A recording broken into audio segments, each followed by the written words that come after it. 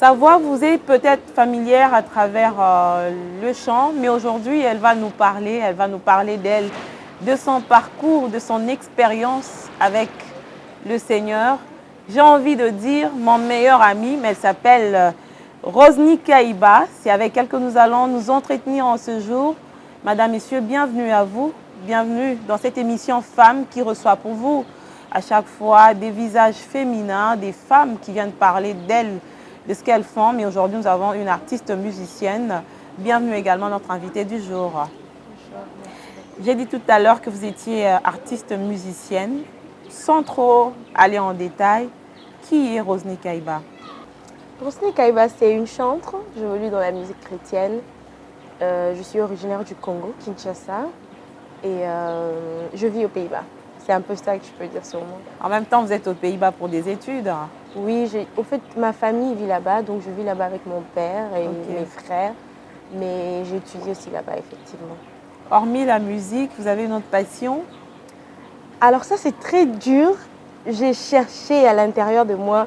En fait, je ne trouve pas. Je pense que j'aime bien la décoration, l'intérieur, mais en tout cas, c'est plus la musique que j'aime. Vous aimez bien la décoration, mais en Oui. même temps, vous allez apprendre tout ce qui est gestion financière, vous êtes dans l'économie. Oui. C'est quoi ce contraste-là? Bon, alors on m'a toujours dit, la musique, c'est quelque chose, ça peut marcher ou ça peut pas marcher. C'est comme ça qu'on me disait quand j'étais petite. Donc, c'est mieux d'étudier aussi quelque chose pour que tu combines. Mais moi, je pense qu'en grandissant, ce n'est pas vraiment la raison pour laquelle j'ai étudié ça.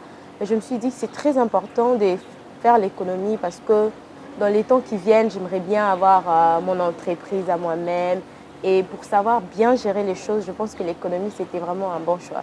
Ah, c'est bien si vous êtes aussi vous êtes manager de votre propre musique, ça fait que vous ayez des notions pour la gestion, vous êtes un peu plus indépendante. En parlant de cette musique qui ne marche pas trop bien pour certains, alors que vous êtes chrétienne, où est passée votre foi, Rosny? Bon, au fait, comme j'ai dit tout à l'heure, ça c'est ce qu'on me disait quand j'étais petite.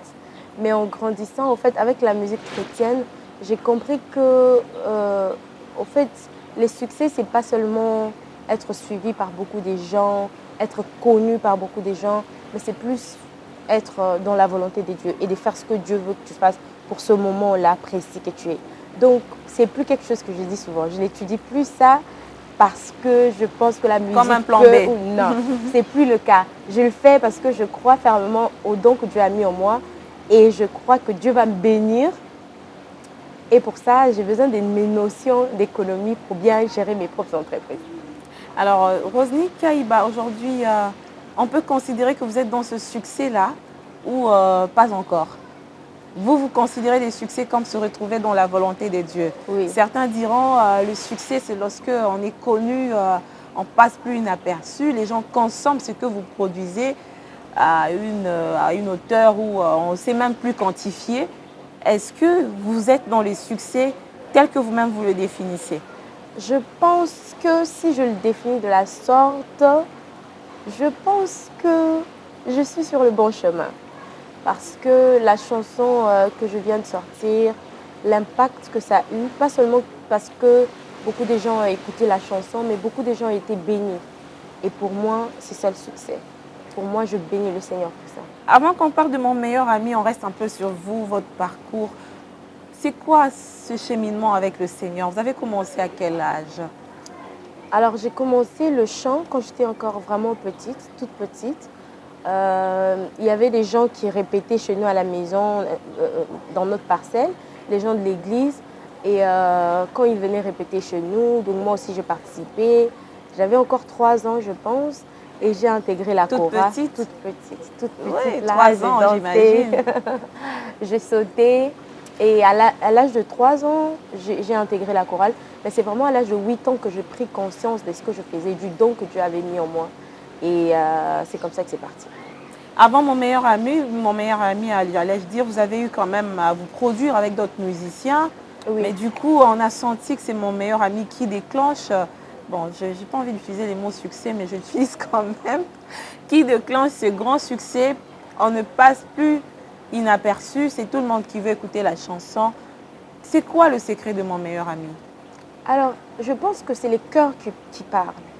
Et beaucoup de gens se retrouvent dans ce que je dis parce que ce sont des réalités de tous les jours et que pas beaucoup de gens en parlent. Par exemple, quand je parle de la dépression, il y a beaucoup de gens qui se retrouvent là-dedans. Ils se disent « Ah, mais j'ai jamais entendu ça dans une chanson chrétienne. Ah, est-ce que donc il y a des gens comme moi qui passent aussi par des moments pareils. Oh, mais Dieu les a secourus. Ça veut dire que bon, il y a encore de l'espoir pour moi aussi. » Et c'est comme ça que je pense que parce que mon cœur a chanté, premièrement, quand je faisais ce chant, c'était pendant mes moments d'adoration que je fais sur Facebook. Les intentions, c'était même pas que ça parte comme ça. Oui, c'était parti avec des lives. Oui, effectivement. Donc, j'adorais Dieu, je chantais à Dieu et je pense que mon cœur a communiqué quelque chose au cœur de quelqu'un d'autre et c'est comme ça que c'est parti. Est-ce une expérience personnelle, vous le dites d'une manière ou d'une autre, cette dépression, vous-même vous êtes passé par là? Oui, oui, je suis passée par la dépression. Si ce n'est pas une indiscrétion, bon, il y a eu c'était quoi l'histoire en fait? Les gens ont envie de savoir qu'est-ce qui s'est passé réellement dans votre vie. Donc, il y a eu des moments comme ça dans ma vie où j'ai déprimé. Je vais prendre quand même une histoire. Je vivais dans un pays étranger, loin de tout le monde, loin de ma famille, loin de mes amis, de mes proches. Et en partant là-bas, l'idée c'était de rester pendant un jour. Mais malheureusement, je finis par y être pendant plus d'une année, pendant une année et demie, sans espoir de quitter. C'était pas facile. Et une fois en voulant quitter le pays, j'ai été arrêtée et j'ai eu une expérience vraiment très compliquée. Très compliquée. Une expérience dans laquelle beaucoup de gens sont passés, surtout en Europe. Oui, effectivement, beaucoup de gens sont passés par là. Et moi, en fait, si je peux couper court, donc on était arrêtés, mais bon, moi j'ai fui, j'étais quelque part dans une forêt et j'ai fui, c'était frontière. Et j'ai fui. Après, je pensais qu'il y avait encore des gens qui étaient à côté, mais bon, après, vu qu'il faisait très froid, je me suis dit, bon, je sors quand même, si on va m'arrêter, qu'on m'arrête. Et en ce moment-là, quand je suis sortie de là où je me cachais, je me suis réalisée au fait qu'il n'y avait personne d'autre, que j'étais seule. J'étais toute seule. C'était là où on écrit ne mettez pas des pieds ici, attention, des trucs comme ça. Beaucoup d'écrits, c'est un milieu assez dangereux. Oui, oui. Et je me rappelle de la prière que j'ai faite, c'était « Seigneur, s'il te plaît, montre-moi le chemin ». C'était ma prière. Et j'ai marché pendant des heures pour arriver à l'autoroute. Pour couper court, c'était une expérience qui m'avait beaucoup touchée au fait. Et vu que j'étais passée par là seule, en expliquant à ma famille, personne ne me comprenait parce que personne n'était passé par là. C'était moi au fait. Et c'était dur. Ça crée un isolement. Effectivement. Vous vous renfermez sur vous-même du coup. Oui, c'était dur pour moi. Je n'arrivais pas à en parler parce que même quand j'expliquais, c'était difficile que les gens comprennent. Et maintenant, finir dans un pays où tu pensais y être pendant un jour et tu restes pendant une année et demie, loin de tes parents, la communication était aussi un peu difficile avec mes parents parce qu'à un moment donné, je m'étais décidée de les quitter là-bas. Et donc, c'était dur. J'étais seule. Et j'ai déprimé, je suis passée par des moments difficiles. Et c'est là que le jour où je chantais, je faisais ce moment d'adoration, je me rappelais au fait de cette expérience-là, de ce moment-là de ma vie où c'était très dur. Et c'est comme ça que je disais quand la dépression a frappé à ma porte, impossible d'expliquer, personne ne pouvait me comprendre, si ce n'est que toi, mon meilleur ami. À un certain moment, on voit une photo qui passe, on a l'impression que vous avez perdu des proches aussi. Oui. Alors moi, j'ai quand même perdu pas mal de gens. 2002 jusqu'à 2007, ou même, je pense, jusqu'à 2008. Chaque année, je perdais quelqu'un de très cher. J'ai vécu ensemble avec ma grand-mère et mes cousins, mes cousines.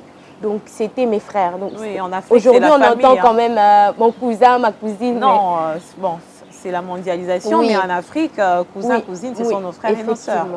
Et nos tantes sont nos mamans. Ouais. Et donc, en 2002, j'ai perdu mon frère. En 2003, j'ai perdu ma sœur. En 2004, j'ai perdu ma tante que j'aimais beaucoup. En 2005, j'ai encore perdu quelqu'un. En 2006, j'ai perdu ma grand-mère. Alors ça, ce sont des choses qui m'ont affectée dans ma vie.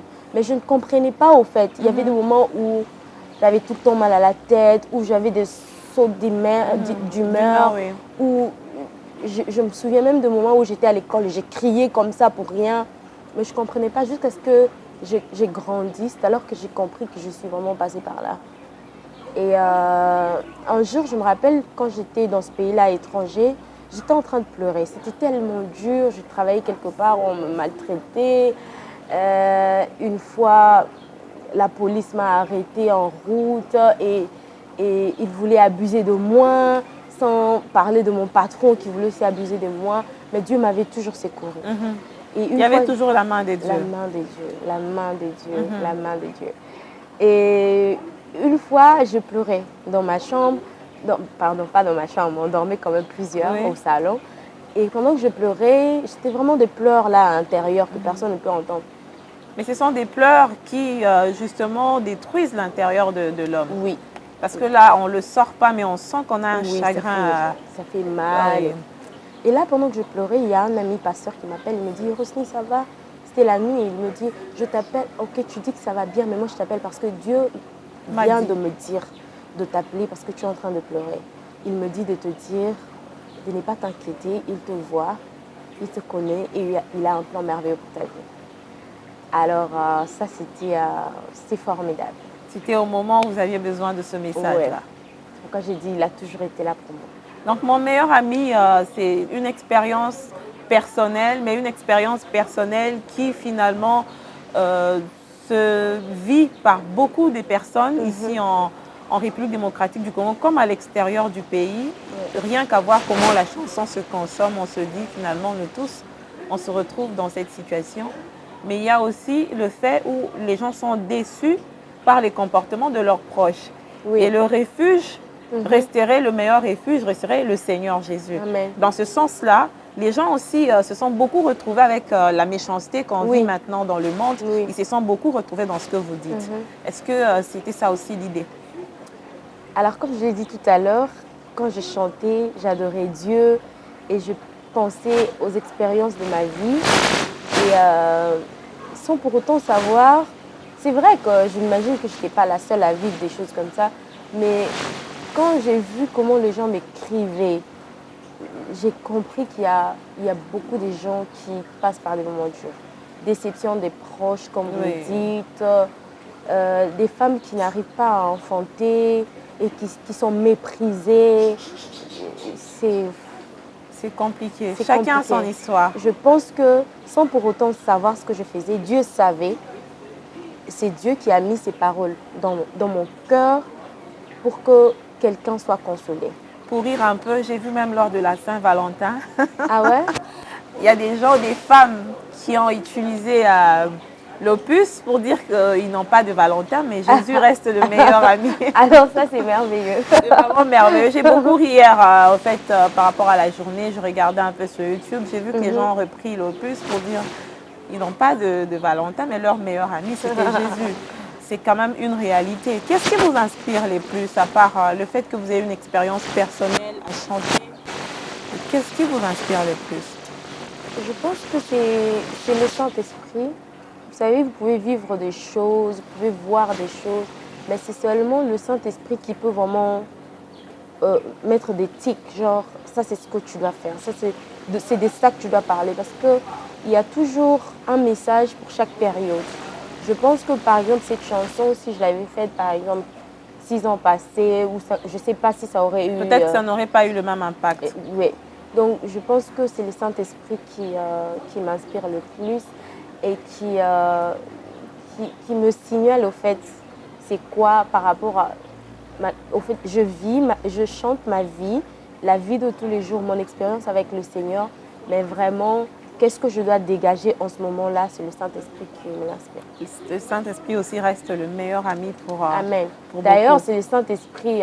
Vous savez, quand on parle, Jésus a dit, moi, il est mieux, il vous en est avantageux que je m'en aille pour que le Consolateur arrive. Donc là, quand on dit Jésus, mon meilleur ami, c'est plus le Saint-Esprit qu'on voit. Comme il est lui-même, il est le Père, il est le Fils, il est le Saint-Esprit. C'est le Saint-Esprit qui vit avec nous tous les jours. Et c'est lui vraiment l'ami par excellence, le meilleur ami, le consolateur. Vous êtes aussi prédicatrice? Non. Non. La plupart des chantres prêchent aussi? Non. C'est vrai que on m'a pas dit, on me l'a dit pas mal de fois que que... Ça ne vous tente pas? Non. Si je vous donnais une invitation dans mon église pour prêcher, Non. alors que vous avez J'aime des choses pas. à dire, C'est vrai. est-ce que vous n'étouffez pas les dons qu'il y a en vous? Oui, hein. Bon, on me J'ai l'a dit. reçu plusieurs fois des chantres des chantres femmes, parce que c'est elles qui passent souvent dans mon émission, qui disent que le fait de chanter, elles sont plus en contact, elles sont dans une profondeur avec le Seigneur, elles lisent beaucoup la Bible, ce qui fait que automatiquement, si on lui dit de prêcher, elle ne va pas manquer quoi dire. Je n'aime pas prêcher. Pourquoi? Mais au fait, ce qui est bizarre, c'est que je sens quand même que Dieu a mis cette chose en moi. Mais bon, comme on dit, les gens qui sont appelés à plusieurs fois, ils n'aiment pas faire ça. Mais bon, quand le temps de Dieu arrivera... Les jours où le Seigneur va le faire de manière forcée, peut-être que ça ne sera pas bien. Bon, on prend quand même le temps, on attend le temps de Dieu. Si c'est à ça que le Seigneur nous appelle, on ne peut pas continuer à dire non. Mais pour le moment, non. Mais avant Mon meilleur ami, vous avez quand même d'autres Oui. productions. Oui. Lesquelles? J'ai sorti un autre single en 2016. J'ai oublié le nom de mon single. Imela. Matondo, oui. C'est la chanson Imela que j'ai interprétée en lingala. En lingala, ok. Et à part ça, j'ai chanté avec le frère Michel Bakenda. La sœur Sandra aussi? Oui, avec la sœur Sandra aussi. J'ai accompagné aussi pas mal de gens en Europe pour des concerts et surtout aux Pays-Bas. Ok. Ouais. Vous venez dans un monde où vous êtes dans un monde, parce que vous y étiez il y a quelques années, dans un monde où, je ne sais pas si chez les chrétiens on va utiliser ça, la concurrence est très remarquée, mais c'est quand même un fait. Maintenant, il y a tellement de musiciens chrétiens. YouTube aussi a facilité la tâche que c'est devenu un peu plus facile pour les gens aujourd'hui de mettre un tube. Il y a un studio, tu le fais rapidement. C'est plus comme avant. Est-ce que vous n'avez pas peur? Non. Non, on travaille. Au fait, le problème, c'est quoi? On ne travaille pas contre les uns les autres. On travaille ensemble pour l'avancement du royaume. Ce qu'on veut, c'est que les gens soient bénis, que les gens soient consolés, que les gens viennent vers Christ. Alors, si mon frère le fait bien, gloire à Dieu. On travaille ensemble. On ne fait pas pour nous. Au fait, on aura peur si seulement on est en train de le faire pour nous, pour que les gens nous voient, pour qu'on soit connus. Moi, ce n'est pas le but pour lequel je fais ça. Je le fais vraiment pour que les gens viennent vers Christ. Et si mon frère peut le faire aussi, gloire à Dieu. Plus mon frère est connu, plus Jésus est connu par lui, plus les gens viennent au royaume. Pourquoi aurais-je peur? Pourquoi vous chantez, Rosny? Je chante pour consoler le peuple de Dieu, pour apporter le message de paix de Jésus-Christ et pour que ceux-là qui ne connaissent pas Jésus viennent vers lui. C'est pas pour avoir un peu plus d'argent? Alors, je pense que si c'est pour avoir un peu plus d'argent... Et succès? J'aurais peut-être fait autre chose. C'est pas facile, hein? C'est pas facile de faire la musique maintenant parce que, bon, je ne sais pas. Moi, par exemple, mon expérience personnelle, ça n'a pas été facile.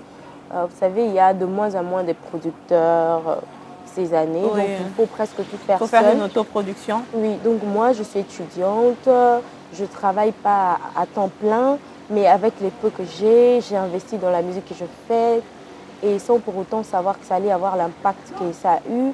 Donc pour moi, c'est Dieu qui bénit. C'est Dieu qui bénit. Il peut le faire par ma musique, tout comme il peut le faire par autre chose. Votre collaboration avec les autres musiciens chrétiens, le fait que vous soyez par exemple à Kinshasa, est-ce que vous les avez rencontrés? C'était quoi leur approche? Ils ont été ouverts ou il y a eu quand même, bon, disons-les en termes, moi, bakal, bachelio, mais moi, non, ça, je n'ai pas remarqué. Ce qui est sûr, je n'ai pas encore eu le temps de rencontrer tout le monde parce que depuis que je suis ici, j'avais concert le 1er février et là encore, on prépare un autre concert pour le 1er mars, au Showbuzz toujours. Donc, je n'ai pas encore eu le temps de visiter tout le monde. Mais moi, je n'ai pas encore ressenti ça. Non, je n'ai pas encore ressenti ça. Vous n'avez pas encore ressenti ça. Votre prochain album ou single, je ne sais pas, maintenant que ça marche, on peut se le dire comme ça, non?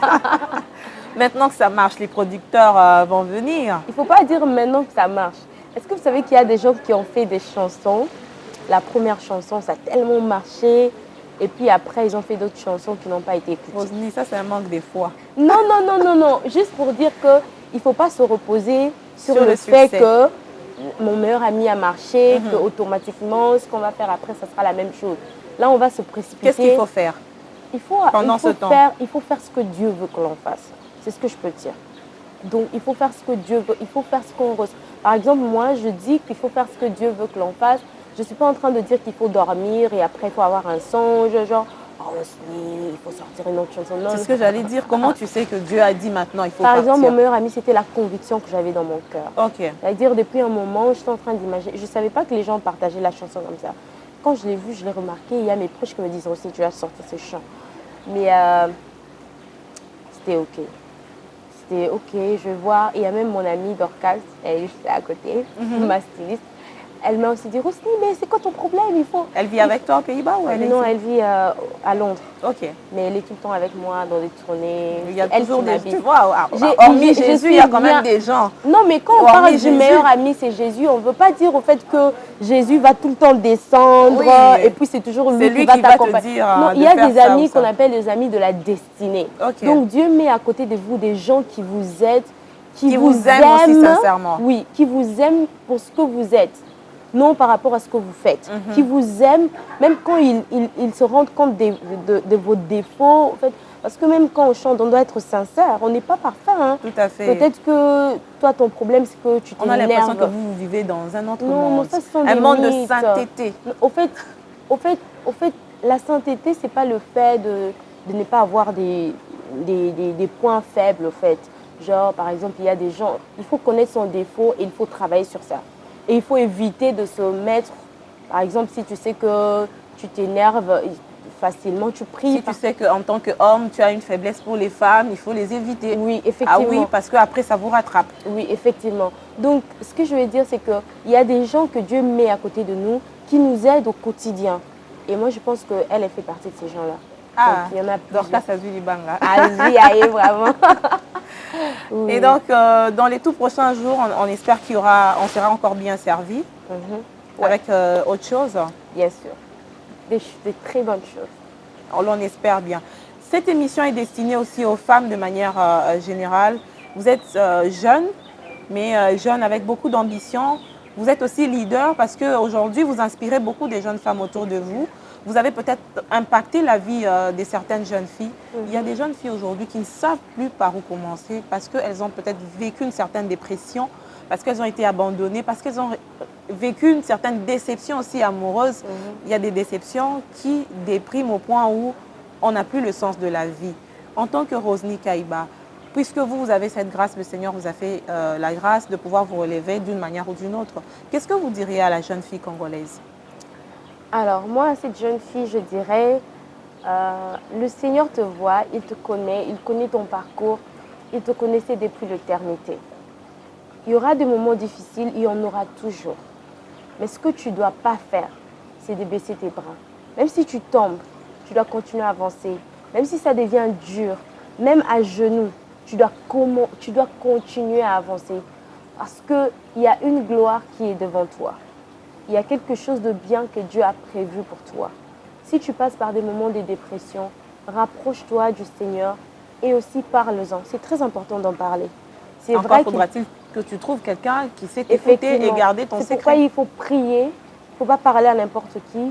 Il faut prier pour que le Seigneur mette à vos côtés des bonnes personnes qui peuvent vous aider. Mais vraiment, s'il n'y a pas quelqu'un à qui parler, ne vous inquiétez pas. Le Seigneur est là, le Saint-Esprit est là. Le consolateur par excellence, il est là. Tenez-vous debout. Sachez une chose. S'il y a quelque chose que Dieu, parce que Dieu connaît toutes choses, s'il pensait ou il se disait que vous n'avez pas la force de surpasser ce problème, il n'allait pas vous faire passer par ça. Mais s'il permet que ça vous arrive, ça veut dire qu'à l'intérieur de vous, il y a une force. Il y a une force que Dieu a mis en vous. Il y a une provision déjà que Dieu a mis en vous pour surmonter ce problème. Moi, je crois en vous, je crois en ce que Dieu a mis en vous et je crois en ce Dieu-là qui est capable de tout faire. la gloire de la résurrection est plus grande que celle de la guérison. Elle avait dit qu'elle ne prêchait pas, mais là, j'ai senti qu'on était devant une prédicatrice devant la chair. Je sais que vous êtes enrhumée un peu, Oui. mais est-ce que vous pouvez nous faire un petit morceau de mon meilleur ami, s'il vous plaît? Bon, moi Ok. aussi, je chante, hein. Ah, c'est vrai? Mais bon, Ben, allez-y. non, non, non, non, non, non. Les gens Allez. vont se moquer de moi. Ok. Nabetelo lisolo ya camarade nangai azalaka lisusu camarade te akoma na ye famille na ngai. Il est mon meilleur ami, son nom c'est Jésus, son nom c'est Jésus, mon meilleur ami, mon meilleur ami, Jésus mon meilleur ami. C'est très bien, coïncidence, Merci on est beaucoup. tous en noir blanc, Ah oui. on est toutes, allais-je dire, c'est juste Oui. une coïncidence. Hein. Oui, oui, oui. Une Bon, coïncidence, j'ai mis un peu de rouge, oui. Eh bien, Madame, Messieurs, c'était Rosny Kaïba, que vous avez l'habitude d'écouter à travers les chants, mais là, son cœur a parlé pour que nous puissions davantage la découvrir. C'était un réel plaisir de vous écouter. Merci beaucoup. Alors, on parlait tout à l'heure d'une amie aussi qui vous est très proche. Oui, elle s'appelle Marielle Moumaka. Au fait, j'ai un témoignage, juste 2 secondes. Oui, je vous laisse parler. Hein. Le jour de mon concert au Showbuzz, elle n'a pas participé au concert, elle était derrière. Et tout ce qu'elle faisait, c'était prier pour moi. Donc, elle était à genoux Intercesseuse. depuis que j'ai commencé jusqu'à la fin. Waouh. Donc, j'ai béni sa vie. Que Dieu te bénisse. J'espère que j'aurai aussi À la des vie. amis comme ça. Oui. Merci à vous, chers téléspectateurs, de votre fidélité à cette émission que vous suivez aussi sur YouTube, également sur les antennes de BioOne Télévision. On se retrouve très bientôt pour un nouveau numéro de votre émission Femmes et l'on souhaite bon vent à notre artiste musicienne, jeune qu'elle est. On espère qu'elle va persister dans le temps jusqu'à ce que le Seigneur revienne. Moi, je dis amen à sa place. Amen. Non, À je très le dis. bientôt. À très Merci, bientôt. bye. Bye.